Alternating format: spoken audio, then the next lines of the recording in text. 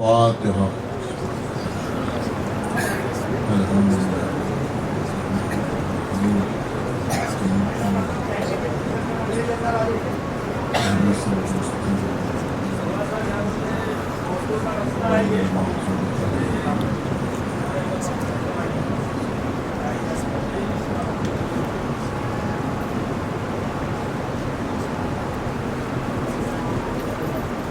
حضرات ہمارے اکبر صاحب اور افضل صاحب کے نانا علی ہیں.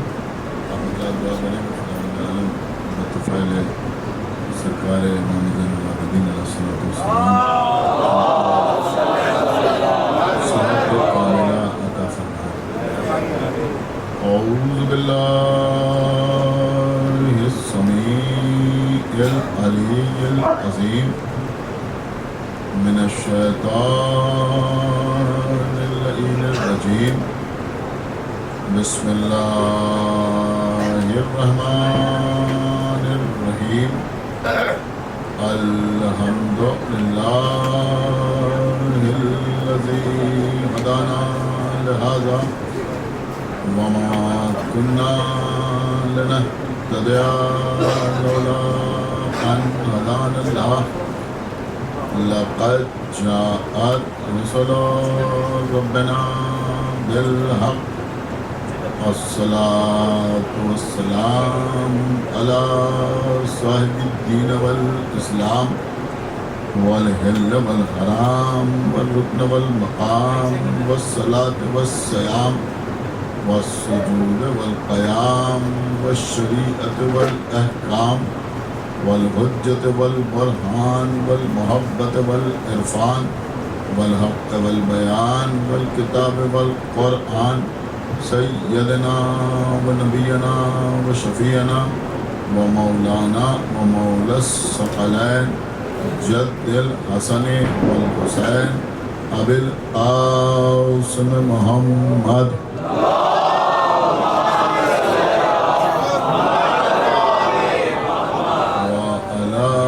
أهل بيته الطيبين الطاهرين المعصومين المظلومين المنتخبين المنتجبين الذين أذهب الله عنهم الرجس وطهرهم تطهيرا.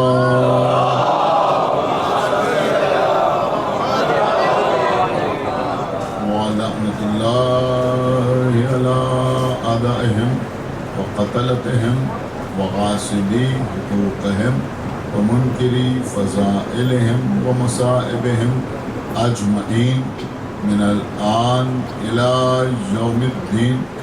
أما بعد فقد قال الله سبحانه تبارك وتعالى في كتابه المجيد وفرقانه الحميد وقوله الحق.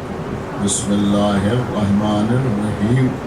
فأقم وجهك للدین حنیفا فطرۃ اللہ التی فطر الناس علیہا لا تبدیل لخلق اللہ ذالک دین القیم ولکن اکثر الناس لا یعلمون. صلوات اللہ.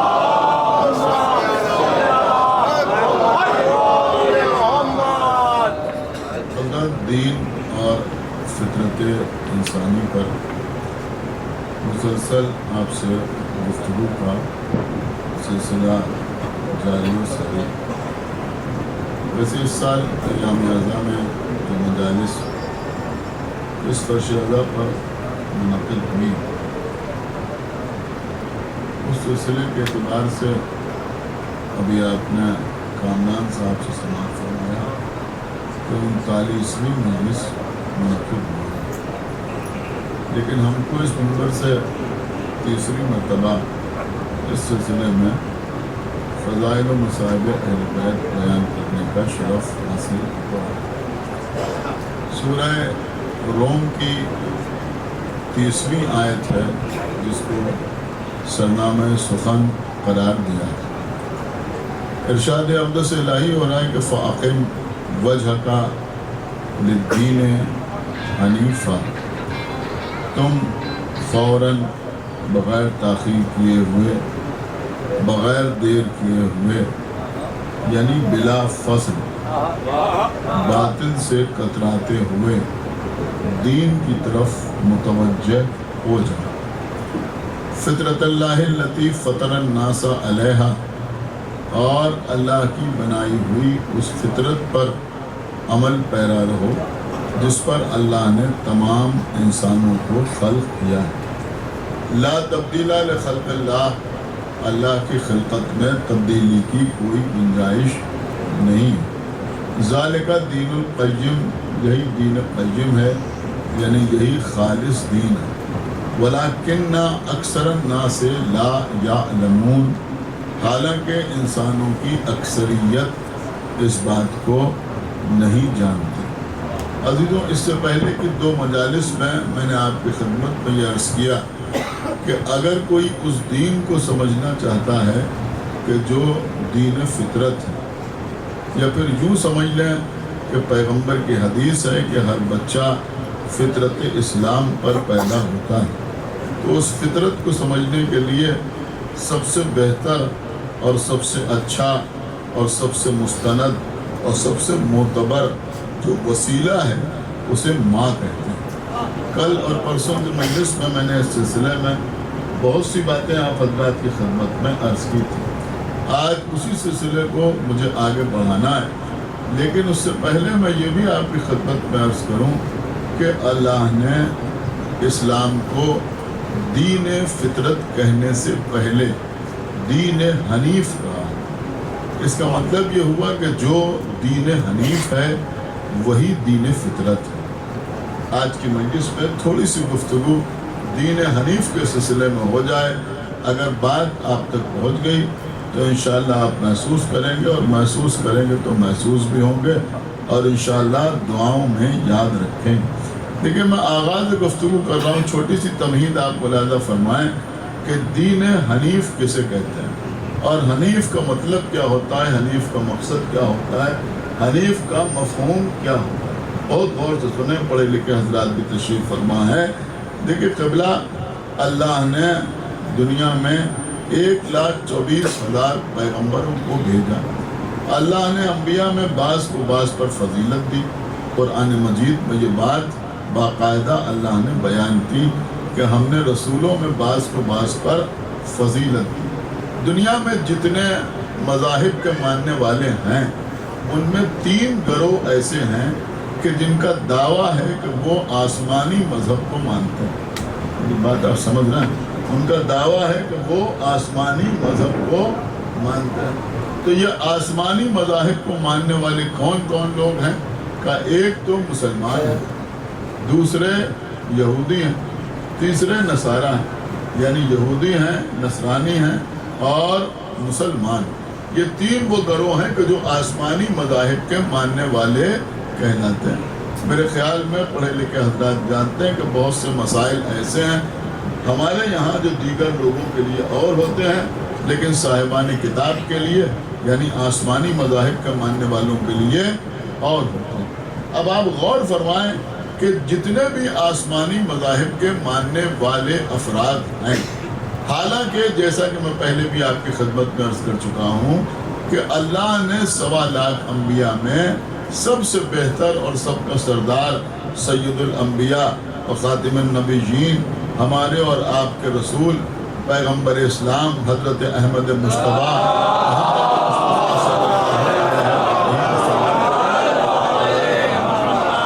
اللہ نے پیغمبر کا تذکرہ بھی قرآن مجید میں بڑے آداب و القاب کے ساتھ کیا۔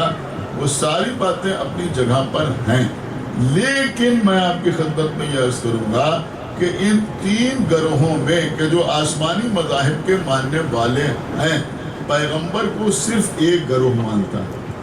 میری بات سمجھے آپ، صرف اور صرف ایک گروہ مانتا ہے، یعنی مسلمان پیغمبر کو مانتے ہیں، عیسائی پیغمبر کو نہیں مانتے، یہودی پیغمبر کو نہیں مانتے، یعنی عیسائی کسی بھی صورت میں کسی بھی حیثیت میں پیغمبر کو تسلیم نہیں کرتے، نہ ان کو نبی مانتے ہیں، نہ ان کو رسول مانتے ہیں، نہ ان کی شریعت پر چلتے ہیں، پیغمبر کو وہ تسلیم ہی نہیں کرتے، ان کا سلسلہ جو ہے وہ جناب عیسیٰ پر تمام ہو جاتا ہے، اب وہ جناب عیسیٰ پر ہی تکیہ کرتے ہیں۔ یہ الگ بات ہے کہ جناب عیسیٰ کی تعلیمات میں انہوں نے تحریفات کر دی، وہ ساری باتیں اپنی جگہ پر ہیں، لیکن وہ عیسیٰ کو مانتے ہیں، پیغمبر کو نہیں مانتے۔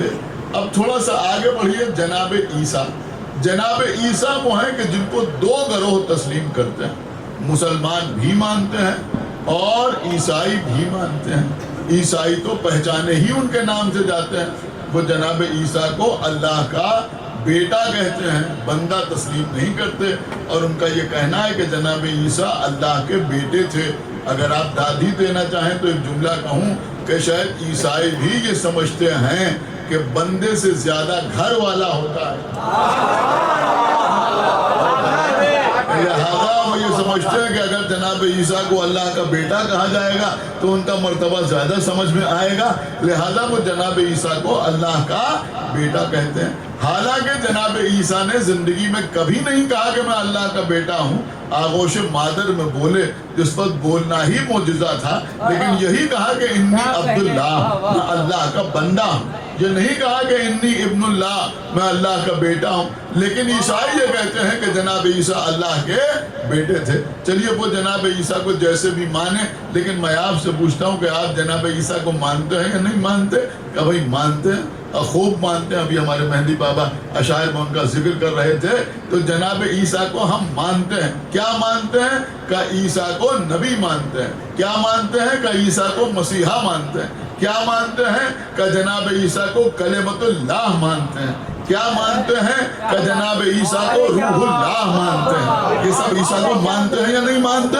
اگر کوئی کہے کہ ہم جناب عیسیٰ کو کلمۃ اللہ نہیں مانتے تو کیا وہ مسلمان رہے گا؟ کہ قطعی مسلمان نہیں رہے گا، حالانکہ ہم عیسیٰ کی بتائی ہوئی شریعت پر عمل نہیں کرتے،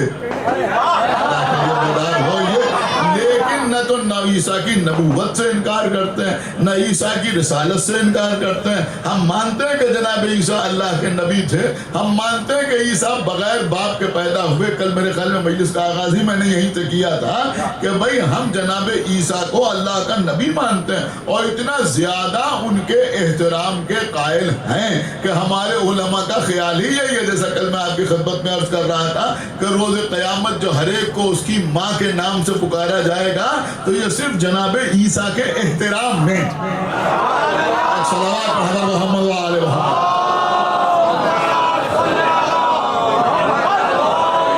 ہم جناب عیسیٰ کو مانتے ہیں، باقاعدہ ہم جناب عیسیٰ کو تسلیم کرتے ہیں، نبی بھی مانتے ہیں، رسول بھی مانتے ہیں، کلمۃ اللہ بھی مانتے ہیں، مسیحا بھی مانتے ہیں، جناب عیسیٰ کو ہم تسلیم کرتے ہیں۔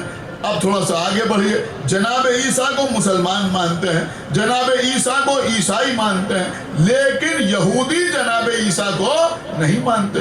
کہ اگر یہودی جناب عیسیٰ کو مانتے ہوتے تو جناب عیسیٰ کو صلیب پر چڑھانے کی کوشش کیوں کرتے، ان کو سولی دینے کی کوشش کیوں کرتے؟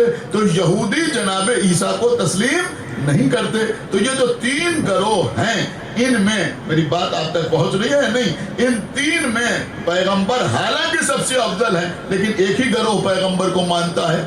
عیسیٰ کو دو گروہ مانتے ہیں، لیکن یہودی نہیں مانتے۔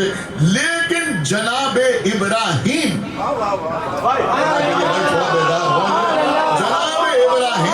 اللہ کے وہ نبی ہیں، وہ رسول ہیں کہ جن کو مسلمان بھی مانتے ہیں، جن کو نصرانی یعنی عیسائی بھی مانتے ہیں، اور ان کو یہودی بھی مانتے ہیں۔ صلوات محمد محمد وآلہ محمد۔ بہت سنجیدہ گفتگو ہو رہی ہے، آپ مکمل طور پر میری طرف متوجہ رہیں۔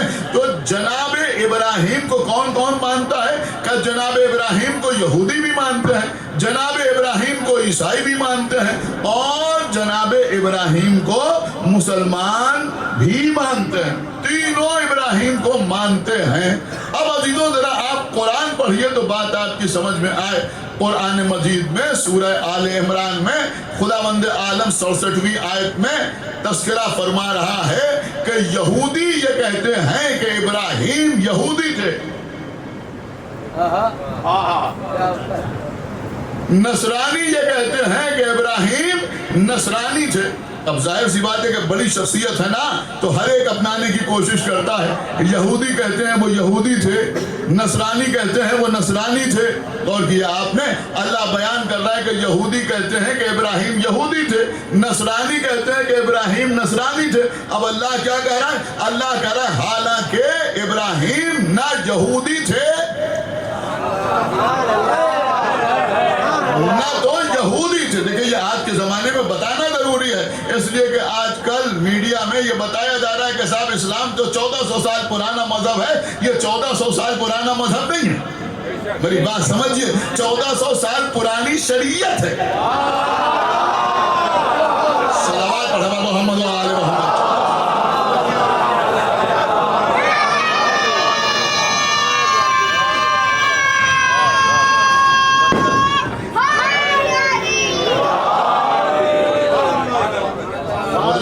دیکھیں میری بات سمجھیے جو میں عرض کر رہا ہوں, میں موضوع سے بالکل الگ تو نہیں. قبلہ سنیے گا, بہت توجہ آپ حضرات سے چاہتا ہوں. یہاں ماشاءاللہ پڑھے لکھے اور بزرگ حضرات بھی تشریف فرمائیں, ان کے دعائیں چاہتا ہوں. تو جناب ابراہیم کو یہودی کہہ رہے ہیں کہ وہ یہودی تھے, اور نصرانی کہہ رہے ہیں نصرانی تھے.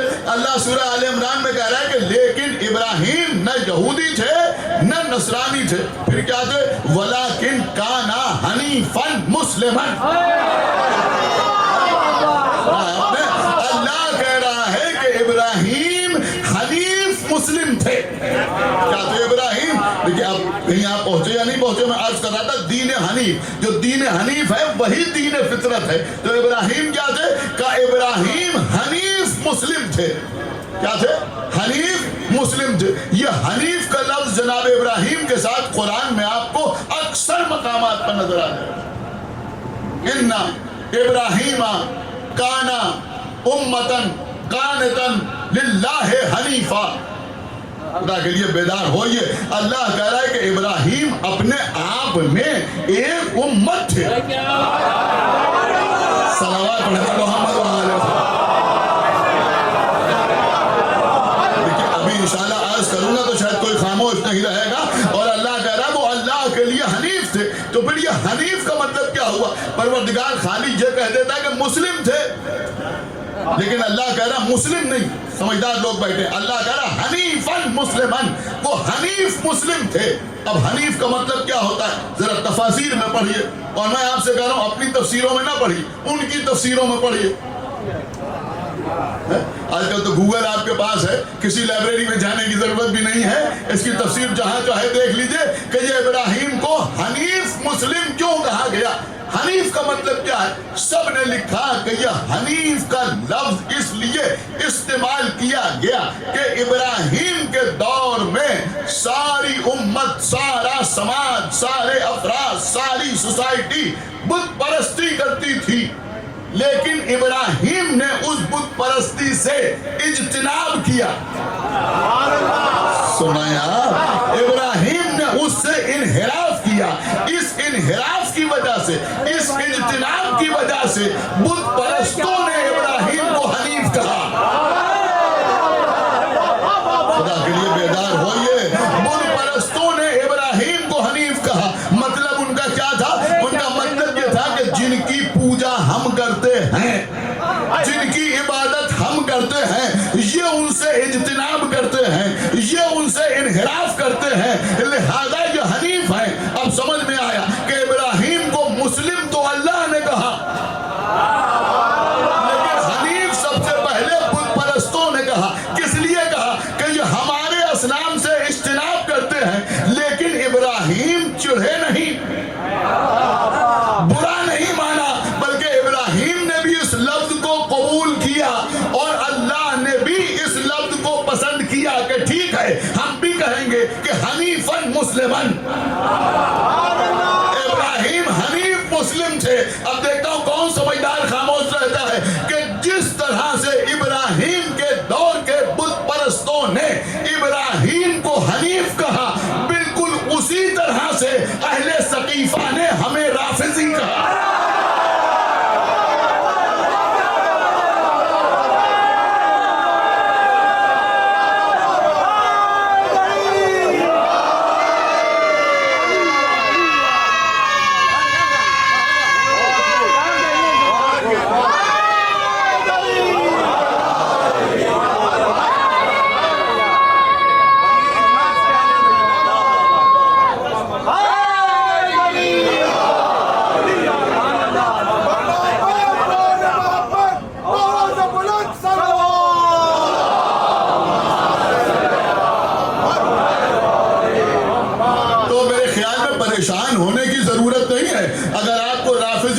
رافضی کے معنی بھی حنیف سے ملتے جلتے ہی ہیں.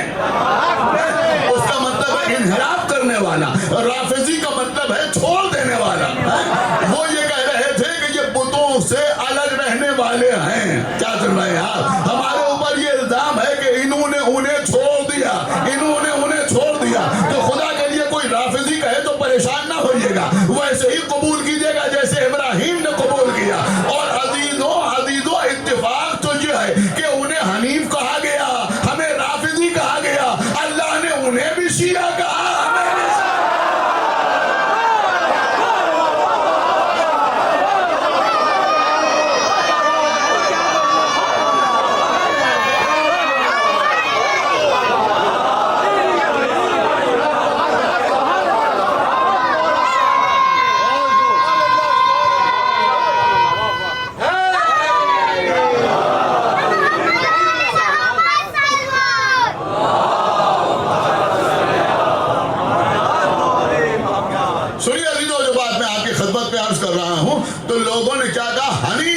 مسلمن. تو حنیف کا مطلب کیا ہوتا ہے؟ انکار کرنے والا. حنیف کا مطلب کیا ہوتا ہے؟ اجتناب کرنے والا. حنیف کا مطلب کیا ہوتا ہے؟ انحراف کرنے والا. کیا سمجھے آپ؟ انحراف کرنے والا. مسلم کا مطلب کیا ہوتا ہے؟ تسلیم کرنے والا, قبول کرنے والا, اقرار کرنے والا, ماننے والا. کچھ غور کیا آپ نے؟ ماننے والا. ہماری جان قربان, یہ فقط ابراہیم کا احترام ہے کہ چونکہ ابراہیم کو اللہ نے حنیفاً مسلمن کہا. سمجھدار لوگ بیٹھے ہیں, حنیفاً مسلمن کہا, لہذا نبی نے جب کلمہ پڑھوایا تو اسی انداز سے پڑھوایا, لا الہ الا اللہ.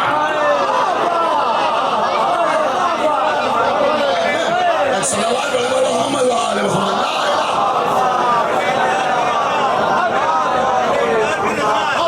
لا الہ الا اللہ مطلب کیا ہوا؟ کہ کوئی اللہ نہیں ہے. یہ کہہ کے ثابت کرو کہ تم حنیف ہو. الا اللہ کہہ کے بتاؤ کہ تم مسلم ہو. تو بھیا مسلم ہے ہی وہی کہ جو اجتناب کرنے والا ہو, جو انحراف کرنے والا ہو. اور عرض کروں, اسی کو تو کہتے ہیں براءت. پریشان نہ ہوئیے میں کیا عرض کر رہا ہوں, اسی کو کہتے ہیں براءت. نہیں اور عرض کروں, اسی کو کہتے ہیں تبرع.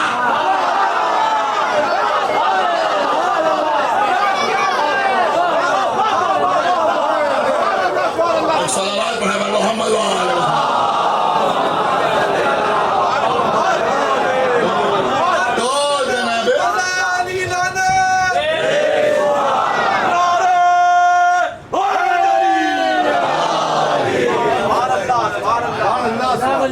تو ابراہیم کون تھے؟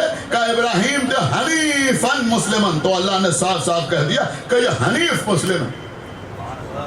ابھی یہ موضوع ختم نہیں ہوا ہے لیکن یاد آ رہا ہے تو آپ کی خدمت میں عرض کروں عزیزوں. ایک موقع اور بالکل اسی طرح کا ہمیں دیکھنے کو ملا جب پیغمبر سے لڑنے کے لیے فوج نہیں آئی, فوجیں آئیں. تو اسے کہا گیا جنگ احزاب. احزاب کہتے ہیں بہت سے لشکروں. جب بہت سی فوجیں مل جائیں تو ان کو کہا جائے گا احزاب, جنگ احزاب, جس کو آپ جنگ خندق بھی کہتے ہیں. اسے جنگ خندق کہا کیوں گیا؟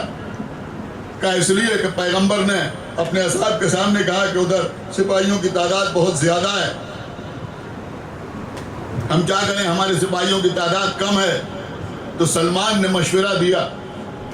ٹھیک ہے, اب اس سال تو موضوع الگ ہے, پھر کبھی آپ کے درمیان آیا, یہ ہو سکتا ہے زینبیہ کے عشرے میں یاد آیا تو عرض کروں گا کہ یہ معصومین جو مشورہ کرتے ہیں یہ بھی ایک پورا موضوع ہے. صلوات پڑھے والو محمد و آل محمد.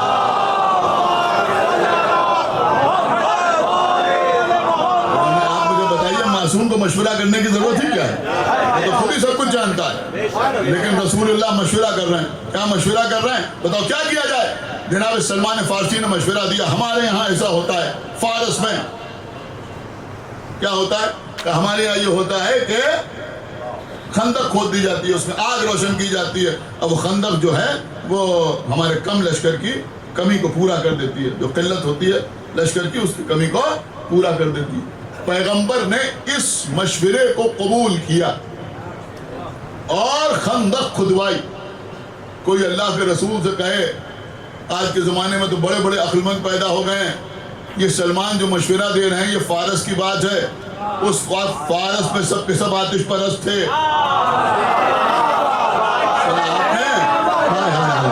خدا کے لیے بیدار ہوئیے، سب کے سب آتش پرست تھے۔ یہ رسول اللہ سے وہ کام کرایا جا رہا ہے جو آتش پرست کرتے ہیں۔ جیسے عزاداری کے بعض معاملات میں لوگ کہتے ہیں یہ تو وہاں سے آ گیا ہے،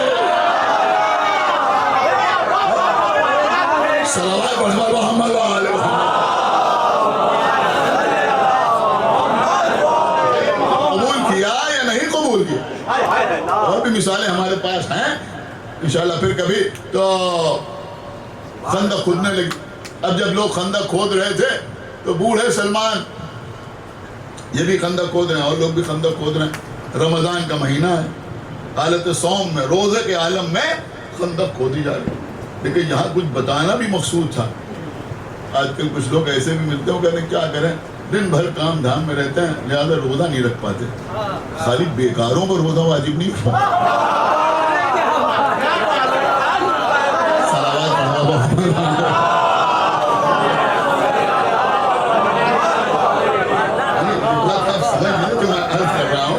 اچھے بھلے لوگ ٹھیک ٹھاک جوان جہان،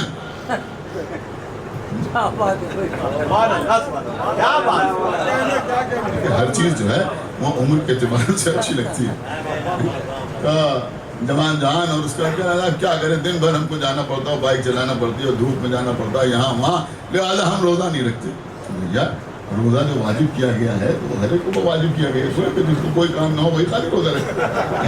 جو فالتو لوگ ہیں، جو بیکار لوگ ہیں، ایسے لوگوں کی تو اللہ نے، رسول نے، اہل بیت نے سخت ترین مذمت فرمائی۔ تو یہاں روزے کے عالم میں خندق کھودی جا رہی، خندق کھودی جا رہی، دین بچانے کا مسئلہ ہے۔ یہاں تو کہا ہی جا سکتا تھا ٹھیک ہے بھائی اب تمہارے اوپر روزے ساقط ہو گئے، تم لوگ خندق کھود، لیکن نہیں، روزہ بھی رکھنا ہے اور خندق بھی کھودنا ہے۔ لیکن جتنی دیر میں لوگ ایک ہاتھ خندق کھودتے تھے، سلمان 10 ہاتھ کھودتے تھے۔ اب ابھی تو بالکل ویسے ہی جیسے ابراہیم کے لیے یہاں سلمان کے لیے انصار کہنے لگے یہ ہم میں سے ہیں، مہاجرین کہنے لگے یہ ہم میں سے ہیں، جیسے وہاں ابراہیم کو یہودی کہہ رہے ہیں یہ ہم میں ہیں، نصارن کہہ رہے ہیں ہم میں ہیں، اللہ کہہ رہا ہے یہ حنیف مسلم ہیں۔ ایسے ہی جب انصار و مہاجرین میں جھگڑا ہوا تو رسول نے کہا کہ یہ نہ انصار میں ہیں نہ مہاجرین میں ہیں، سلمانوں منا اہل البیت۔ سلمان جو ہے یہ ہم اہل بیت میں سے، کہ ہم اہل بیت میں سے۔ بہرحال یہ تو ایک بات تھی جو میں نے آپ کی خدمت میں عرض کر دی۔ تو جناب ابراہیم یہ ہے حنیف مسلم، حنیف مسلم۔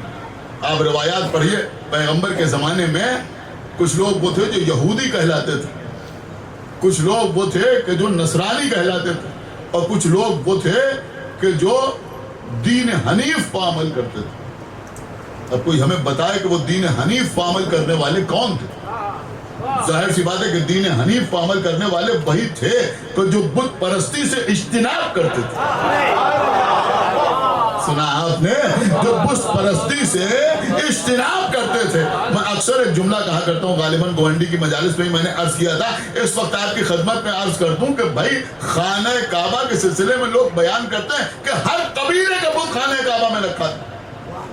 یہ بنی تیم کا بت ہے، اور یہ بنی ثقیف کا بت ہے، یہ بنی امیہ کا بت ہے، ہر قبیلے کا صنم جو ہے وہ خانہ کعبہ میں رکھا ہوا تھا۔ لیکن ساری تاریخ ڈھونڈ کے ہمیں بتا دو کہ کوئی بنی ہاشم کا بت بھی تھا۔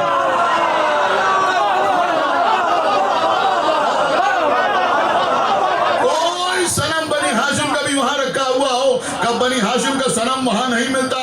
قیامت کا جملہ آپ کی خدمت میں عرض کر رہا ہوں، یہ بنی ہاشم کسی کو بنا کے نہ اس کی عبادت کے قائل، بہت بڑی بات کہہ گیا کہ کسی کو بنا کے نہ اس کی عبادت کے قائل تھے نہ اس کی اطاعت کے قائل تھے۔ اب جملہ جیسے جی چاہے خاموش رہ کے، چاہے بول کے، چاہے نعرہ لگا کے، جیسے چاہے ویسے سنیے گا۔ بھائی یہ بنی ہاشم تھے کہ جنہوں نے خانہ کعبہ میں صنم نہیں رکھا، سقیفہ میں قدم نہیں رکھا۔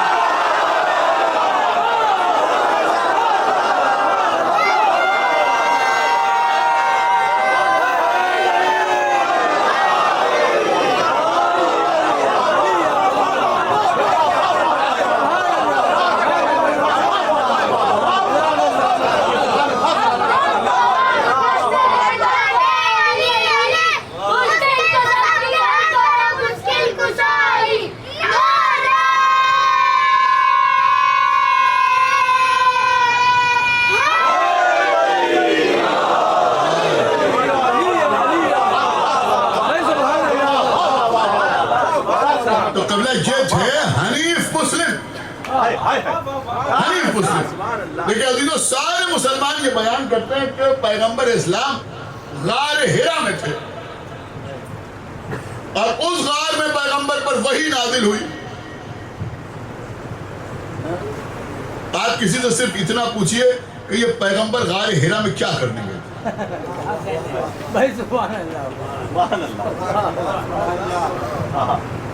غار ثور میں تو ایک مقصد تھا جس کے تحت گئے تھے. آپ کو بھی پتا ہے, ہمیں بھی پتا ہے. لیکن یہ غار حرا میں جب جبرائیل آئے پیغمبر اسلام کے اوپر, اس وقت پیغمبر کیا کرنے گئے؟ کس لیے گئے تھے غار حرا میں؟ کسی کے پاس کوئی جواب ہے؟ ابھی کسی نے ٹی وی پر پوچھ لیا تھا کہ پیغمبر اسلام نے غار سے باہر آ کے کہا کہ میرے اوپر جبرائیل نازل ہوئے, فرشتہ آیا, تو کوئی گواہ بھی ہے کہ کوئی فرشتہ آیا؟ سارے مسلمان خاموش ہیں, کوئی گواہ ہی نہیں ملتا. کیوں گواہ نہیں ملتا تم؟ ہم سے نہ پوچھو کہ گواہ کون ہے, قرآن سے پوچھو کہ گواہ کون ہے. قل کفی باللہ شہیدا بینی و بینکم ومن عنده علم الکتاب. اللہ کہتا ہے کہ ان سے کہہ دو کہ میرے اور تمہارے درمیان گواہی کے لیے اللہ کافی ہے, اور وہ کافی ہے جس کے پاس علم کتاب ہے. اس سے یہ ثابت ہوا کہ غار حرا میں رسول کا گواہ اللہ بھی ہے, علم کتاب بھی ہے.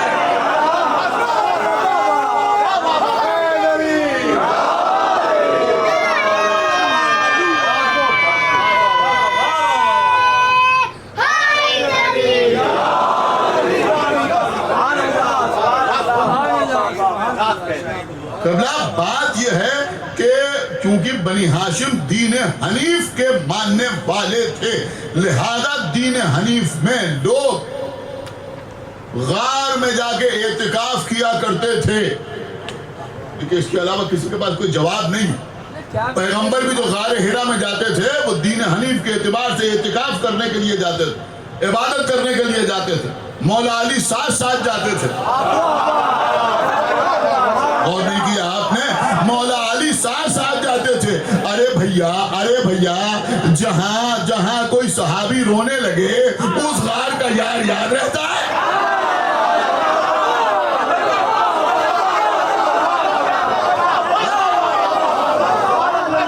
اور غار حرا کا ساتھی یاد نہیں رہتا. نہیں, بڑی قیمتی بات آپ کی خدمت میں عرض کر رہا ہوں. بھئی ایک سیمیٹری ضرور ہے, شاید بہت سے لوگ پہلی بار سن رہے ہوں کہ جب پیغمبر پر وحی نازل ہوئی تو مولا علی فرماتے ہیں کہ جب رسول کے اوپر جبرائیل نازل ہوئے, وحی نازل ہوئی, تو ہم نے کہیں سے کسی کو رونے کی آواز سنی.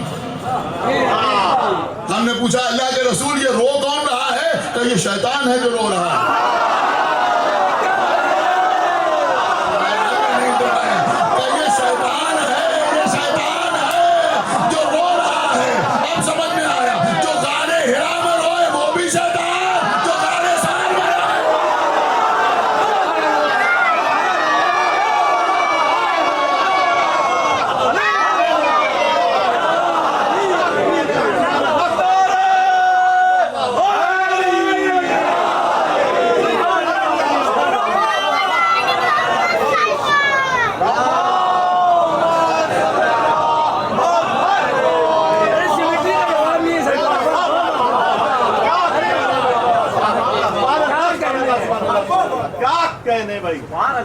بس کیونکہ غار کا تذکرہ آ گیا لہذا میں آپ کی خدمت میں عرض کروں کہ جناب ابراہیم, دیکھیے اگر دین فطرت کو سمجھنا ہے تو ابراہیم کو سمجھنا پڑے گا.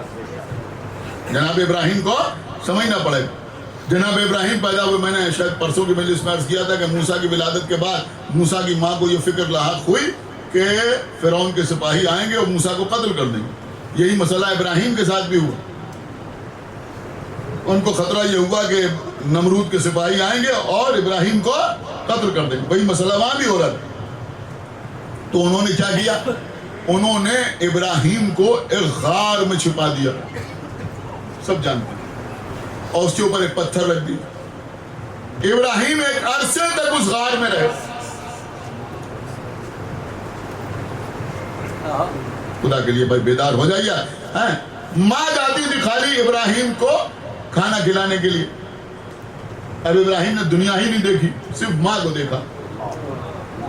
ماں کے علاوہ ابراہیم نے کچھ دیکھا نہیں. دیکھیں دین فطرت کو سمجھنا اس مثال سے نہایت آسان ہے. غار میں رہا, صرف ماں جاتی تھی, ماں کے علاوہ کوئی اور نہیں جاتا تھا. میرے خیال میں ماں کا تذکرہ ہو گیا اور آج کی مجلس جو ہے کل اور پرسوں کی مجلس سے متصل بھی ہو گئی. ماں جاتی تھی خالی ابراہیم کے پاس, کوئی اور نہیں جاتا تھا. ایک عرصے تک غار میں رہے. پھر جب اللہ کا حکم ہوا ابراہیم اچھے خاصے بڑے ہو گئے, تب غار سے باہر نکلے. جب غار سے باہر نکلے تو ابراہیم نے ستارے کو دیکھا کہ یہ میرا خدا ہے. پھر جب وہ ڈوب گیا کہا یہ میرا خدا نہیں ہے. چاند کو دیکھا کہ یہ میرا خدا ہے. پھر جب وہ ڈوب گیا تو کہا آسمان سے غائب ہونے والا میرا خدا نہیں ہو سکتا. سورج کو دیکھا کہ یہ تو اکبر ہے, سب سے بڑا ہے, یہی میرا خدا ہے, یہی رب ہے. لیکن جب سورج غروب ہو گیا تو کہا یہ غروب ہو گیا, یہ میرا خدا نہیں ہو سکتا. پھر اللہ کی وحدانیت کا اعلان کیا. اے ابراہیم کیا آپ جانتے نہیں, آپ تو جانتے ہیں کہ ستارہ خدا نہیں ہے, چاند خدا نہیں ہے, سورج خدا نہیں ہے, تو پہلے کہہ کیوں رہے ہیں, بات میں رد کیوں کر رہے ہیں.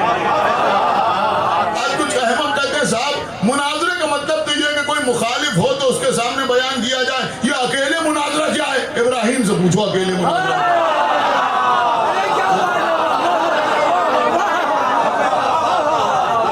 صلوات پڑھو محمد اکیلے.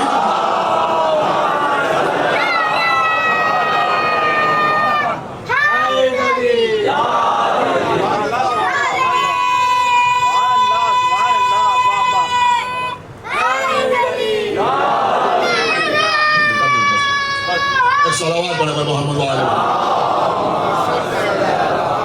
تو میں عرض کر رہا تھا کہ ابراہیم کو پوچھو کہ یہ خالی مناظرہ کیا ہوتا ہے, کرنا جناب ابراہیم نے نہیں.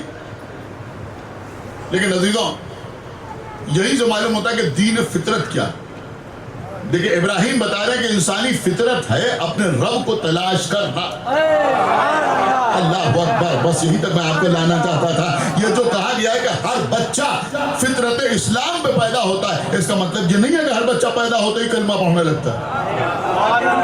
اس کا مطلب یہ نہیں ہے کہ ہر بچہ پیدا ہوتا ہی سجدہ کرنے لگتا ہے. اس کا مطلب یہ نہیں ہے کہ ہر بچہ پیدا ہوتا ہی قرآن پڑھنے لگتا ہے. بلکہ اس کا مطلب یہ ہے کہ ہر بچے کی یہ فطرت ہوتی ہے کہ وہ اپنے رب کو تلاش کرے, اپنے رب کو تلاش کرے. یہی کام تو ابراہیم کر رہے ہیں, دنیا کو بتا رہے ہیں. ستارے کو دیکھا گا یہ میرا خدا ہے, چاند کو دیکھا گا یہ میرا خدا ہے, سورج کو دیکھا گا یہ میرا خدا ہے. اور اس کے بعد ان کی نفی بھی کی, پھر اللہ کو سجدہ بھی کیا. لیکن ایک جملہ ضرور عرض کروں گا کہ غار سے ابراہیم نکلے, کئی سال کے ہو گئے, اور 3 دن کے علی کعبے سے نکلے.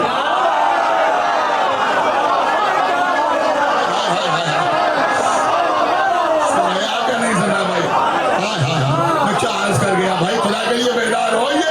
وہاں غار سے ابراہیم نکلے, کئی سال کے ہو گئے. یہاں کعبے سے علی نکلے 3 دن کے.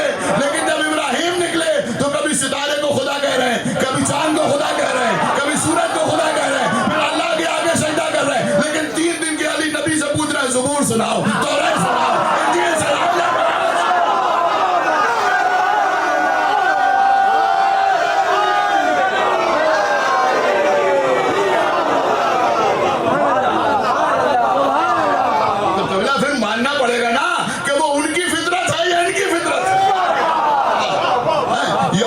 جن کی فطرت میں علم قرآن ہے, علی کی فطرت میں علم قرآن. علم قرآن کہا ہے کہ علی کی فطرت پہ شامل. جو رسول سے پوچھ رہے ہیں, نہیں ایک مواصلت اور ہے, وہاں بھی غار میں ماں کے سوا کوئی اور نہیں, اور یہاں بھی 3 دن کعبے میں ماں کے سوا کوئی اور نہیں. ماں کے سوا ایک صلوات پڑھے پر محمد وآلہ.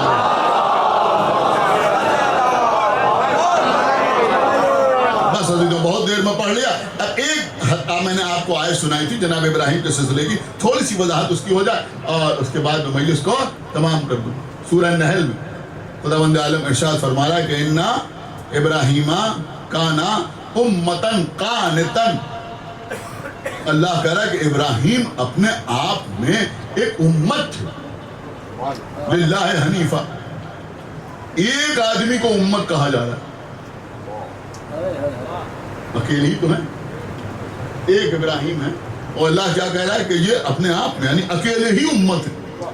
اگر امت کا لفظ استعمال ہوتا آپ کیا سمجھتے ہیں؟ یہی سمجھتے ہیں نا کہ بہت سے لوگ ہوں گے تو ان کو امت کہا جائے گا، لیکن ابراہیم کون ہے؟ اکیلے امت۔ اب عزیزوں مفسرین نے اس کی توجیہ کی ہے کہ یہ اکیلے آدمی کو امت کیسے کہہ دیا گیا؟ بھئی نبی ہے سمجھ میں آتا ہے، رسول ہے سمجھ میں آتا ہے،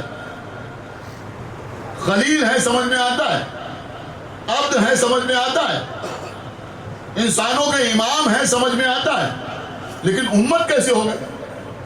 امت کا تصور کیا ہے آپ کی نظر میں؟ امت کا تصور کیا ہے؟ امت کی جو تعریف بیان کی ہے مفسرین نے وہ یہ بیان کی ہے کہ کسی ایک سبب سے اگر کچھ لوگ کہیں پر مجتمع ہو جائیں تو ان کو امت کہتے ہیں، اور ساتھ ساتھ یہ بھی لکھا ہے کہ ضروری نہیں ہے کہ وہ اختیار سے جمع ہوئے ہیں، یعنی ان کے جمع ہونے میں ان کا اختیار داخل ہو یا نہ ہو، لیکن وہ امت کہلائیں گے۔ جیسے مثلا کسی ایک دین پر لوگ جمع ہو جائیں تو وہ امت کہلائیں گے، وہ امت کہلائیں گے۔ تو اب اگر دین پر جمع ہو جائیں تو اختیار سے جمع ہوں گے نا، اپنی مرضی سے جمع ہوں گے دین، تو وہ امت کہلائیں گے۔ لیکن ایک زمانے کے لوگوں کو بھی امت کہا گیا ہے، مطلب کسی ایک خاص زمانے میں جو لوگ ہیں ان کو بھی قرآن میں امت کہا گیا ہے۔ تو اب ایک زمانے میں جو لوگ ہیں ان کے دین الگ الگ ہو سکتے ہیں، ایمان الگ الگ ہو سکتا ہے، عقیدہ الگ الگ ہو سکتا ہے، طریقہ عبادت الگ الگ ہو سکتا ہے، لیکن ان کو بھی امت کہا گیا۔ کیوں؟ کہ وہ ایک خاص زمانے کے لوگ، ان کو بھی امت کہا گیا۔ کسی ایک شہر میں کسی ایک جگہ پہ بسنے والے ان کو بھی امت کہا گیا۔ اس کا مطلب یہ ہوا کہ جہاں کچھ لوگ مجتمع ہوں، جمع ہوں، ان کو کہا جاتا ہے امت۔ تو جمع ہو تو جب ایک سے زیادہ ہوں گے بلکہ دو سے زیادہ ہوں گے تبھی تو ان کو امت کہا جائے گا۔ لیکن اللہ نے ابراہیم اکیلے ہیں اور اللہ کہہ رہا ہے کہ یہ امت ہے۔ لیکن کچھ بات دقیق تو نہیں ہو رہی، ایک اکیلے ابراہیم کو اللہ نے امت کہا۔ مفسرین نے لکھا کہ ابراہیم کو امت، سنیں بہت قیمتی بات میں عرض کر رہا، مفسرین لکھتے ہیں کہ ابراہیم کو امت اس لیے کہا گیا، اس سبب سے ابراہیم کو امت کہا گیا کہ اکیلے ابراہیم کی عبادتیں ایک امت کے برابر تھیں۔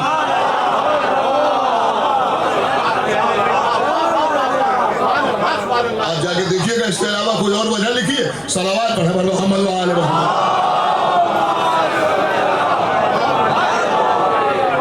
کہیں آپ پہنچے یا نہیں پہنچے؟ کچھ آپ کے ذہن میں آیا یا نہیں آیا؟ آپ کے ذہن نے در نجف پر سجدہ کیا یا نہیں کیا؟ ارے بھیا ابراہیم کی ساری زندگی کی عبادتیں ایک امت کی عبادتوں کے برابر ہیں، اس لیے اللہ کہہ رہا ہے کہ ابراہیم ایک امت ہے، لیکن ہمارا علی وہ ہے جس کی ایک ضربت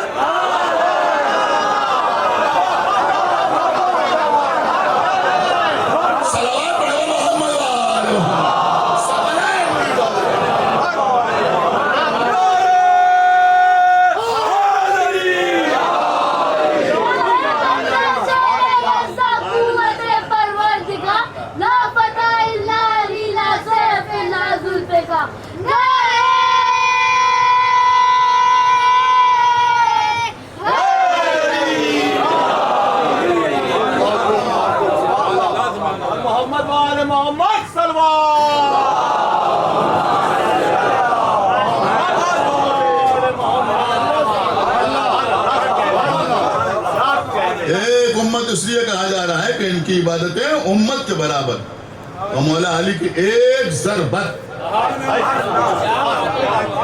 ساری زندگی کی عبادتیں نہیں بلکہ ایک ضربت ثقلین کی عبادتوں پر بھاری۔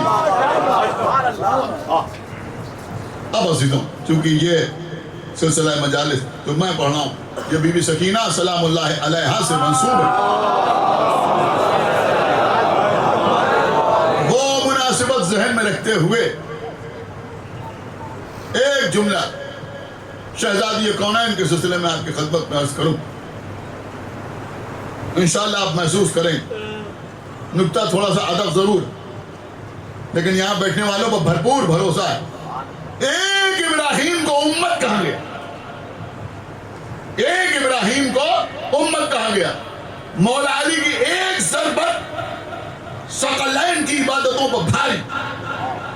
اس کا مطلب یہ ہوا کہ ساری کائنات کی عبادتیں مل کر علی کی عبادتوں کی برابری نہیں کر سکتی. اور کر رہے ہیں آپ، اور ان عبادتوں میں ابراہیم کی عبادتیں بھی شامل.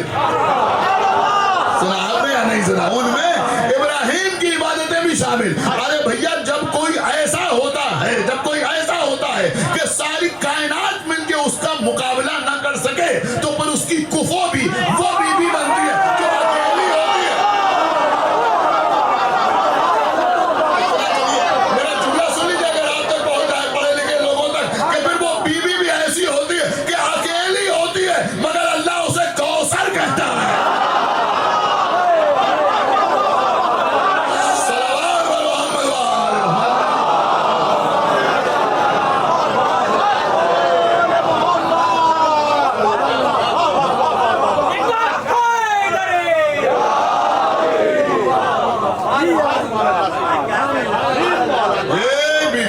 الحمدللہ، مولا آپ کو سلامت رکھے. یہ کوئی آسان نکتہ نہیں تھا، لیکن ماشاءاللہ آپ نے محسوس کیا. خدا آپ کی سماعتوں کو اسی طرح سے حوصلہ عطا کرتا رہے.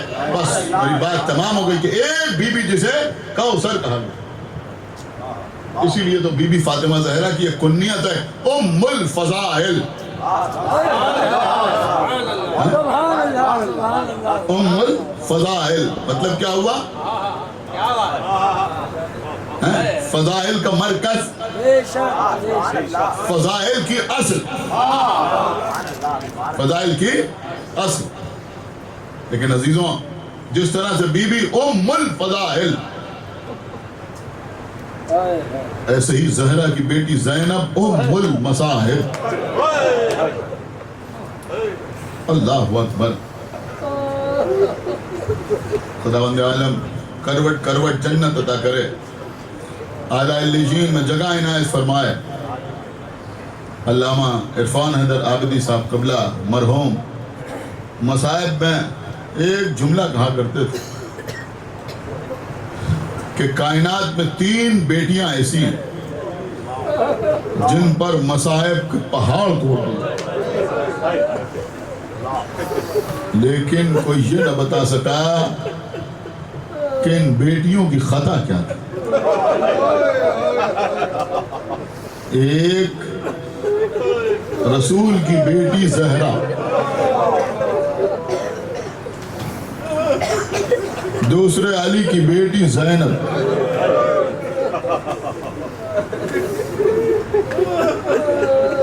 تیسرے حسین کی بیٹی سکینہ.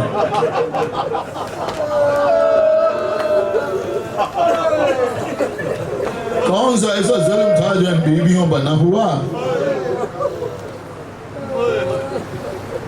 ہاں عزیزوں، میرا دل چاہ رہا ہے کہ آج آپ کو ایک ایسی روایت سناؤں جس میں ان تینوں بیویوں کا ایک ساتھ تذکرہ ہو جائے، اس یقین کے ساتھ کہ آپ اس روایت کو پہلے بھی سن چکے ہیں. مسائل میں کوئی نئی روایت عام طور پر پڑھی نہیں جاتی، لیکن یہ بات ہمیشہ اپنے ذہن میں رکھا کریں کہ آپ جو کچھ ذاکرین سے مصائب میں سنتے ہیں، یہ آل محمد کے مصائب کا ایک بہت چھوٹا سا حصہ ہے.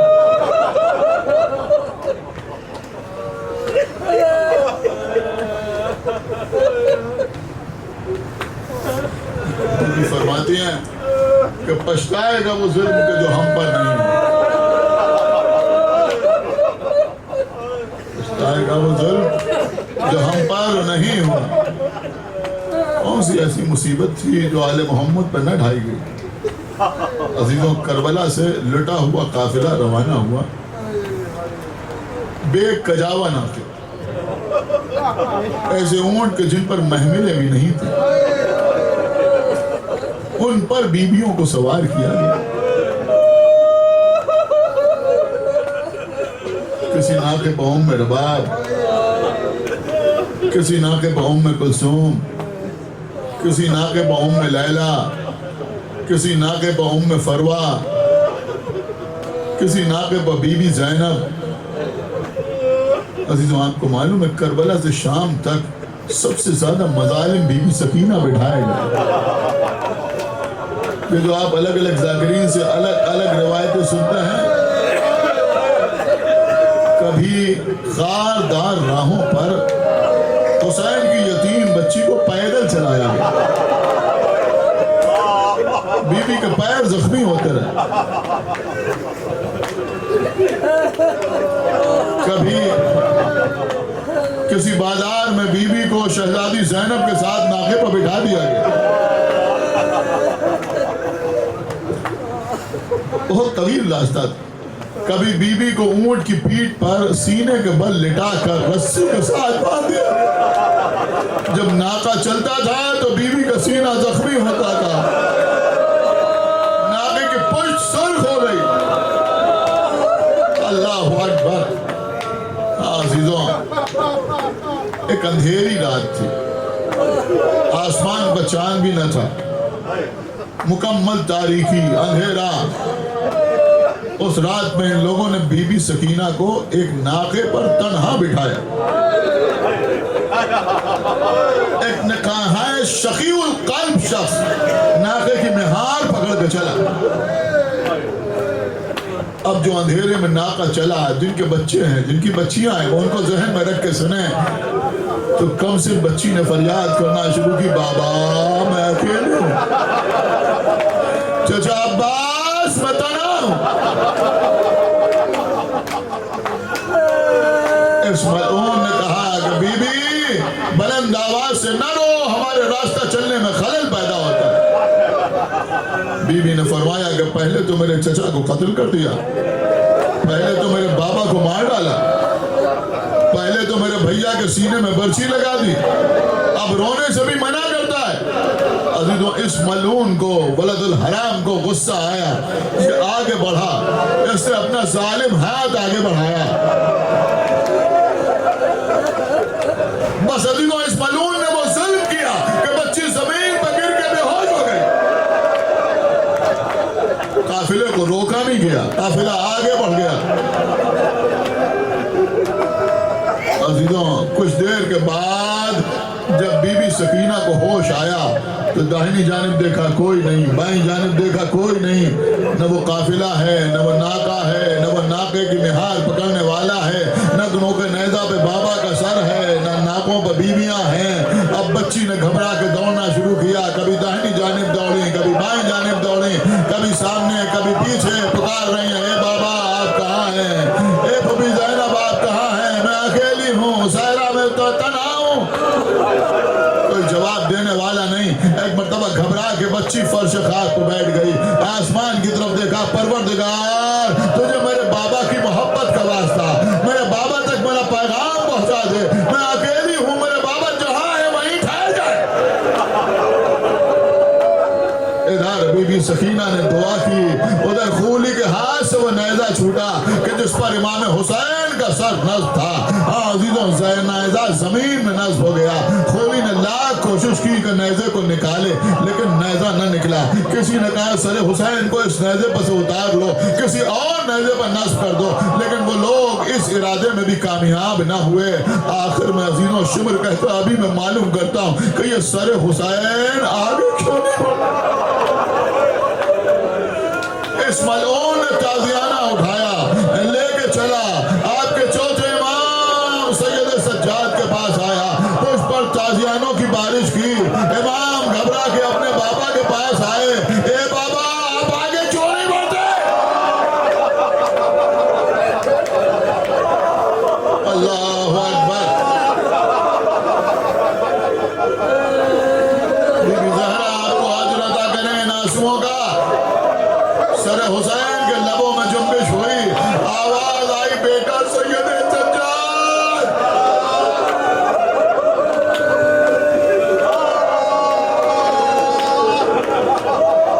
میری بیٹی سکینہ قافلے سے جدا ہو گئی ہے، وہ نہ آئے گی، میں آگے نہ بڑھوں گا.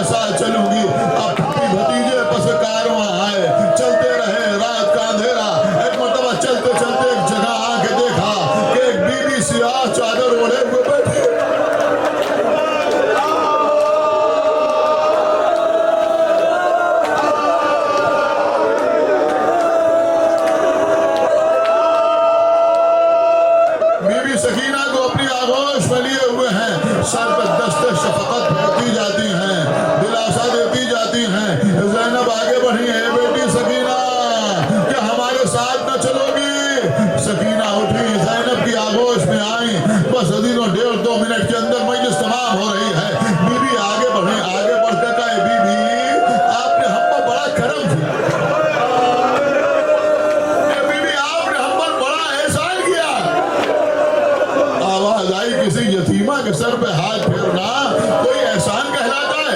ارے بیوی جب سے اس بچی کا بابا مارا گیا کسی نے اس بچی کے ساتھ ایسا اچھا سلوک نہیں کیا جیسا سلوک آپ نے اس بچی کے ساتھ کیا ہے۔ اے بی بی آپ نے جو ہم پر احسان کیا تو ایک احسان اور کر دیجئے۔ کیا احسان؟ کہ ہمیں اپنا نام بتا دیجئے۔ اللہ اکبر۔ کہ بے نام پوچھ کے کیا کرو گی؟ کہ بی بی آپ نے ہم پر احسان کیا ہے، ہم اس احسان کے بدلے میں کوئی احسان نہیں کر سکتے، لیکن ہم آپ کا نام لے کے اللہ سے دعا کریں گے کہ جیسے آپ نے ہماری بچی پر رحم کھایا، اللہ آپ کے گھر پر رحمت نازل کرے، آپ کے بچے سلامت رہیں، آپ کا گھر آباد رہے۔ بس اتنا سننا تھا۔ اور بی بی نے سر اٹھایا، اے بیٹی زہرا، ارے کسے دعا دیتی ہو؟ ارے میرا گھر کربلا میں برباد ہو گیا۔ زینب آگے بڑھے، اماں کے گلے میں باہیں ڈالی، اے اماں، کربلا میں بھیا کے گلے میں خنجر چل گیا، خیمے جلا دیے گئے، سکینہ کے رخساروں پر تماچے۔